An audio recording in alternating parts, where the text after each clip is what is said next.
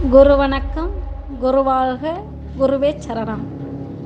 ஓம் ஆதித்யாய சோமாய மங்களாய புதாயச்ச குரு சுக்ர சனிப்பியச்ச ராகுவே கேதுவே நமக.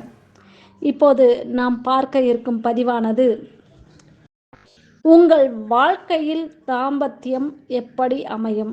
ஒரு கணவன் மனைவியின் வாழ்க்கையில் தாம்பத்தியம் எப்படி அமையும்? வாங்க என்னன்னு பார்த்து தெரிஞ்சுக்கோங்க.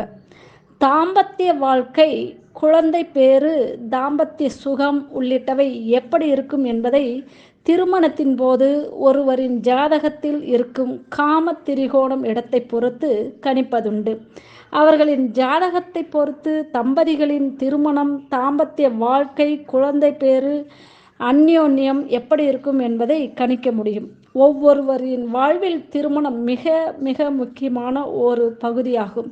இதையெல்லாம் கவனிக்கக்கூடிய ஜோதிட அமைப்பைத்தான் காம திரிகோணம் என்கின்றனர்.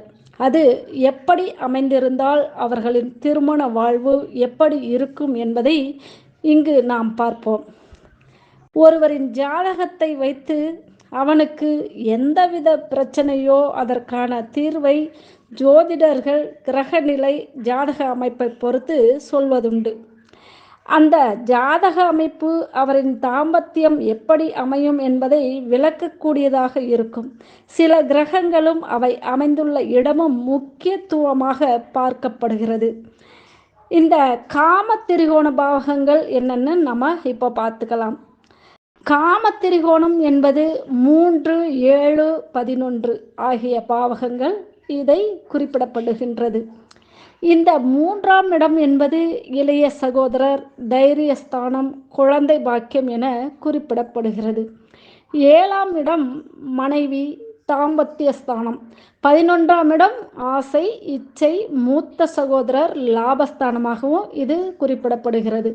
ஒருவரின் தைரிய வீரிய ஸ்தானமாகும் இந்த 3ஆம் இடம் வலுத்தால் ஆணாக இருந்தால் தந்தையாகவோ, பெண்ணாக இருந்தால் தாயாகவோ தகுதி ஏற்படும். இந்த வீடுகள் ஒரு முக்கோண வடிவில் அமைந்திருக்கும். இந்த அமைப்பில் உங்கள் ஜாதகம், கிரகம் அமைப்பை பொறுத்து தாம்பத்தியம் அமையும். எப்போது இவர்களுக்கு பிரச்சனை ஏற்படும் தெரிஞ்சுக்கலாம்.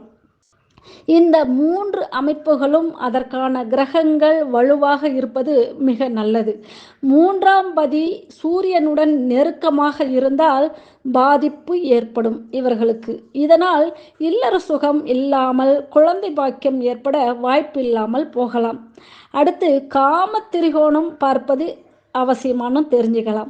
ஒருவருக்கு 8இல் சனி இருப்பதும், அதேபோல் அவர் மணக்கும் துணைக்கும் 8இல் சுபகிரகம் இருந்தால் அவர்களுக்கு பல பிரச்சனைகளுடனே தாம்பத்தியம் மேற்கொள்ள முடியும். 8இல் சுபகிரகமும் அடுத்தவருக்கு எந்த கிரக அமைப்பே 8இல் இல்லை எனில் மிக மிக நல்லதாகும். நன்றி. மீண்டும் அடுத்த பதிவில் சந்திப்போம். வாழ்த்துக்கள் அனைவருக்கும். வளங்கள் யாவும் பெருகட்டும். நன்றி.